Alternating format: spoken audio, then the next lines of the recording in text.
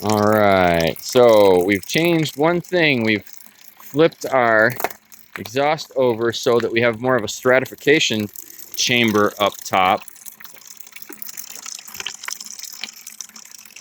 Hopefully that's keeping more heat in to get a hotter chamber to force more heat into our tube there. Let's see what we got here. So we're starting out at about 91 degrees, 92 degrees, and we're going to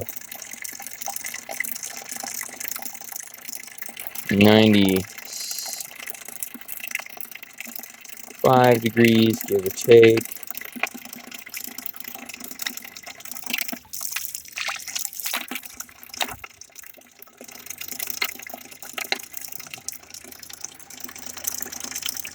Yeah, 89 degrees.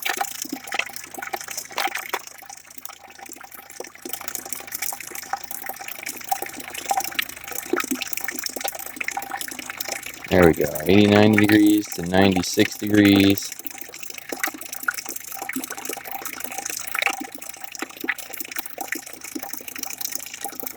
So we're still getting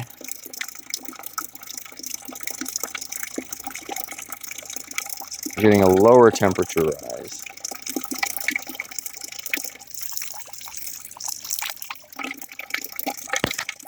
Less.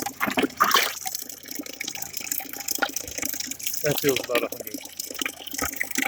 I won't be surprised if it's about 101, 102. That thermometer is so far off. I think it's reflecting off the water, and Okay. it's. So we're definitely getting good shower water there, but we're coming from a higher temperature. Do we want to grab some cold water? I mean, like some pond water. Oh, there you go. We got that right there.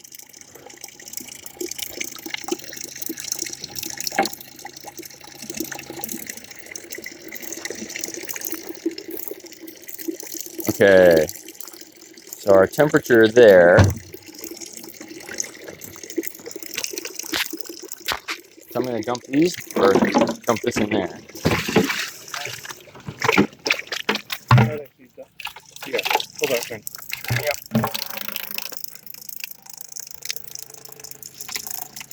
Okay, so we're coming.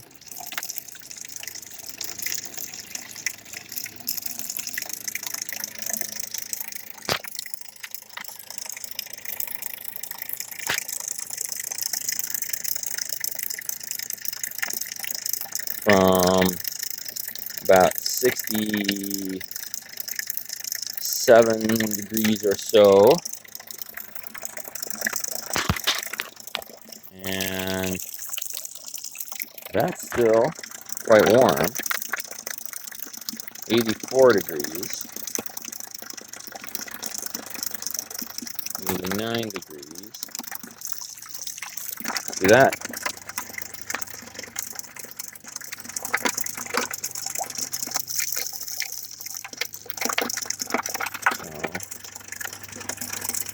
So, yeah, let me see the thermometer.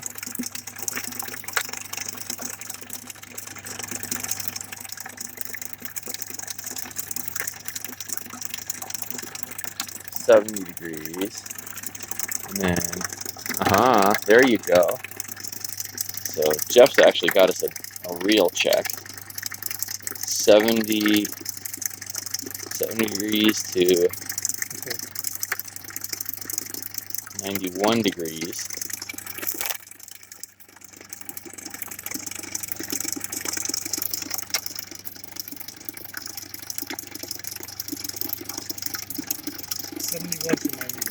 So we're getting a 20 degree rise. So we've it looks like just by tipping this over, we've doubled our efficiency. Maybe. Pretty much. Yeah. We've got this nice stratification chamber here that's getting the hottest gases. Now, if we were to insulate that and also give ourselves 2 or 3 or 4 times as much surface area of pipe inside, which we could do by buying a bunch more pipe and then coupling them together on the edges. But so basically we've gone from a 10-degree rise to a 20-degree rise, and this is at a gallon a minute. Nice experiment. The 20-degree rise makes for a very,